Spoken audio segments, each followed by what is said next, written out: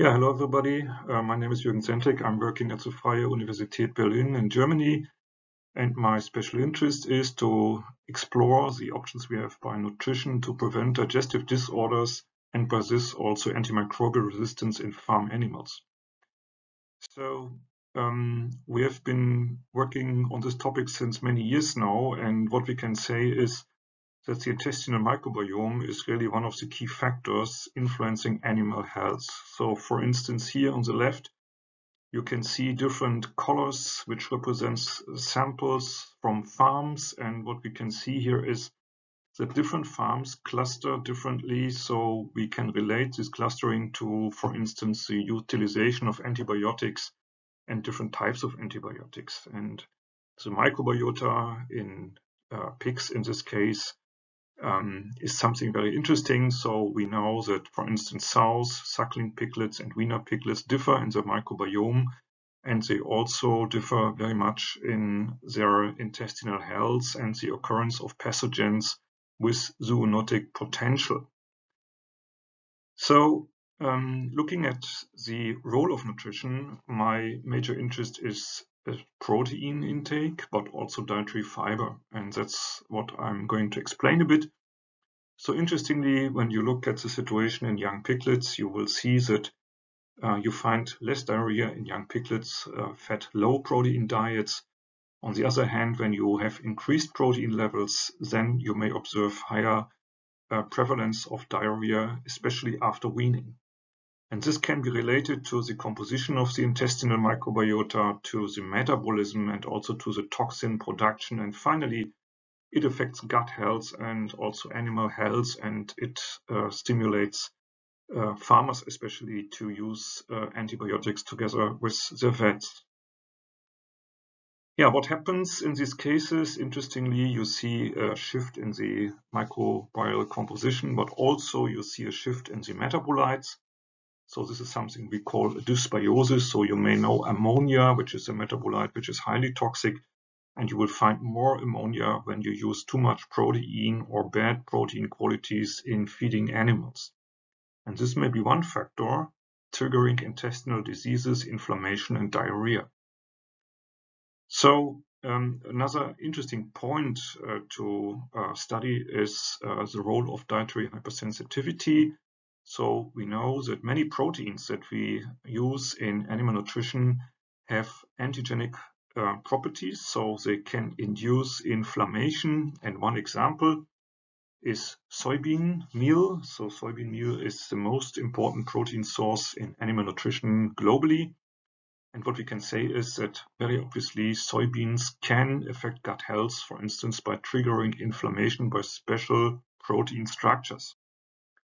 It's not only soybeans, but also other legumes. So for instance, here in one study, we used legumes, peas, and we fed young chicken either with soybean or with peas. And you can see here on the left side, gut villi, finger-like structures in the small intestine with relatively low numbers of lymphocytes. And this was from chicken fed soybean meal. And here we fed our chicken with peas, and peas are very attractive as domestic protein source, but you see a lot more lymphocytes have been observed here, which indicates the potential of peas to induce gut inflammation. So my major interest in the moment is dietary fiber. So fiber is very important for gut health in humans, but also in animals. And from our studies and also from studies published in the literature, we can see that dietary fiber has really a huge impact on gut health. So with the right source and level of fiber, you will reduce diarrhea in piglets and in other species. And interestingly, fiber is not just physical fiber, it's also fiber-like activities that you will find in certain cereals, for instance, in rye. So we just published a paper on that. So with rye as a cereal source in diets for piglets, you can see that you get more short-chain fatty acids in the intestine, which indicates a higher metabolic activity of bacteria.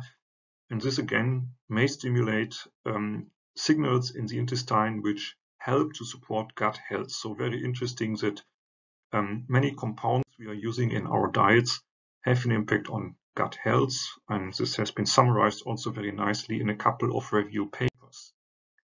So the mode of action of dietary fiber is an ongoing topic in research, so we know it has a lot of impact on colonic barrier proteins, mucins, immunoglobulins, immune reactions, and this means there's still a lot of work to do to fully understand which type of fiber and which amount of fiber we should use in a diet for young animals.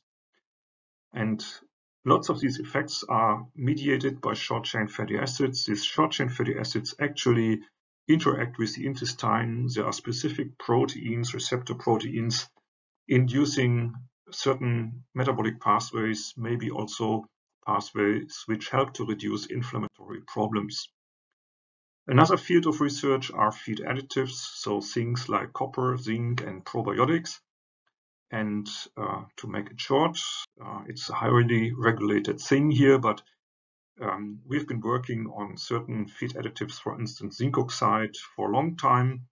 And just to make you aware, when you use zinc oxide in very high levels, it is very helpful in stabilizing animal health in young pigs after weaning. But on the other hand, you see the red arrows with pharmacological, so-called pharmacological levels. You will switch on antimicrobial resistance genes. So that means you get multi-resistant bacteria when you use high levels of zinc oxide. That means we have to reduce it. The European Commission has decided that. So since this year, it's not longer allowed to use these high levels in Europe, which I fully support. And there are lots of activities also, like a Zero Zinc Summit, which has been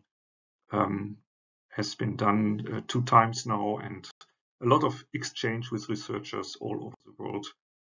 So that means it's a complicated, complex, interesting topic. So we know that we can affect antimicrobial resistance by different nutritional factors.